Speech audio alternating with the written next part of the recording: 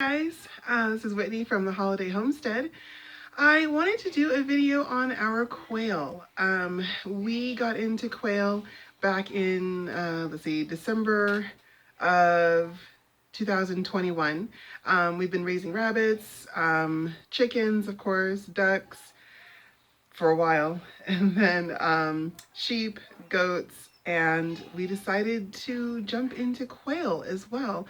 Mostly because of the quick turnaround on the meat, but also because I just wanted something kind of fun. I just wanted like a little project or something that was just kind of interesting and new. I just needed to kind of revitalize my interest. So anyway, I picked up quail and I got, I think, 4 dozen eggs for like $3 a dozen or something. They were really cheap off of Craigslist.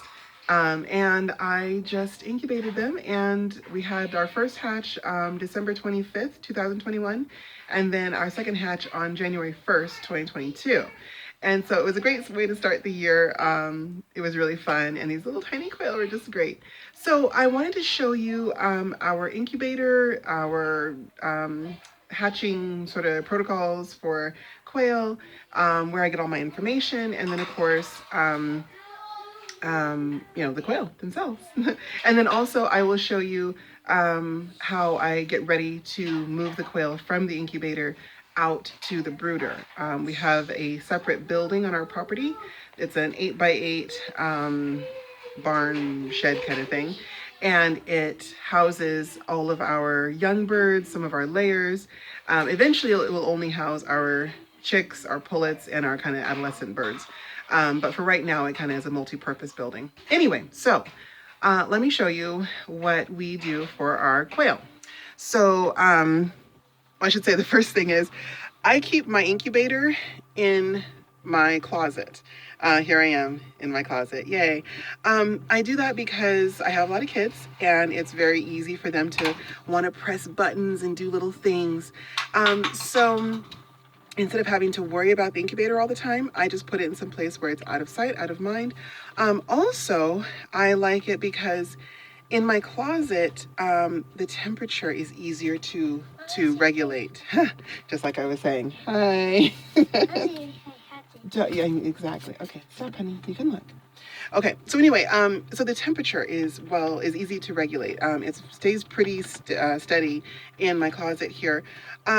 Also, just as a word of advice, when you're using an incubator, you want to make sure that your atmospheric temperature is steady, and your humidity. We had a terrible hatch rate about, the fall of 2021. We had the worst hatch rate we've ever had. And part of that was because, Dylan, stop, honey, was because we were running our wood stove.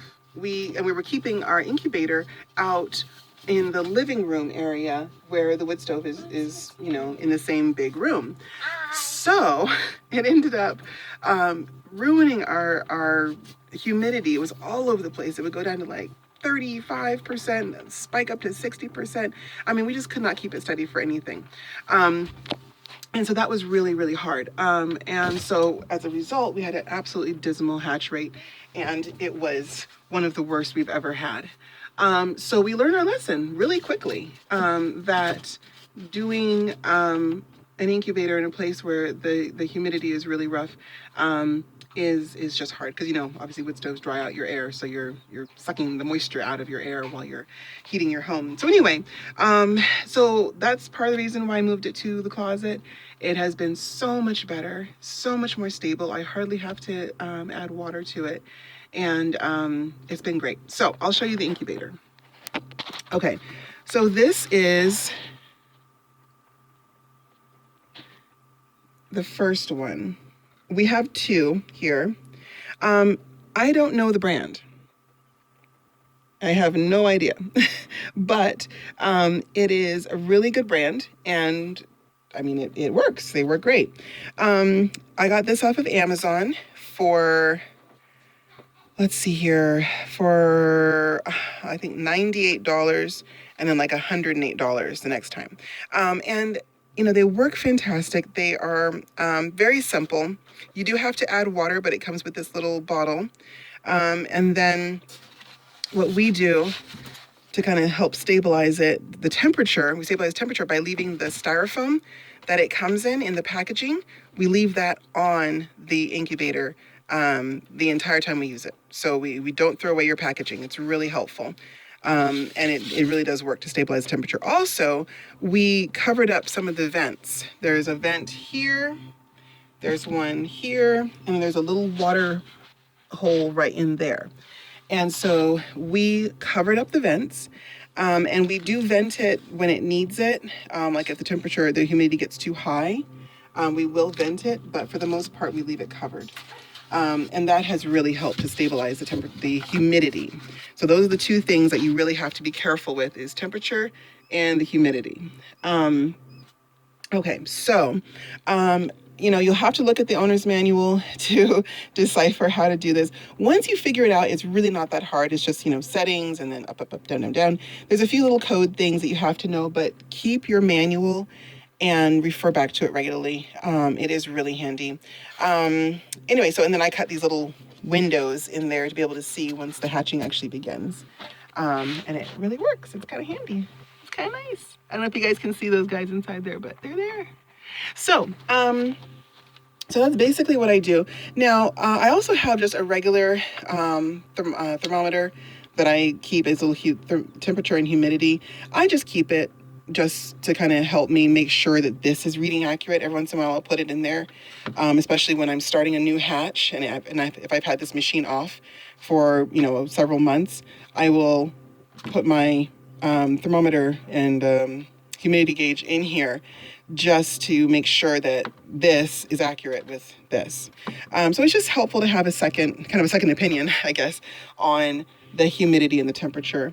Anyway, and then the other thing that I highly, highly, highly recommend is get a good guide. Story Publisher does a fantastic job of providing some incredible books on homesteading practices. Oh gosh, we have everything. Stories Guide to Beekeeping, Stories Guide to Rabbit Raising, Pig Farming, obviously the poultry. We just got a bunch. And they're very, they can be very in-depth. Some of them are very in-depth, but a lot of them are just that really good, broad picture of how to raise this animal so it doesn't die in the first year. And that is sometimes all you need, you know, and there's a lot of good info. There's some really good pictures of different ways to do things. They definitely have the standardized way, and they show you a few other possibilities as well. Lots of details is what I really like.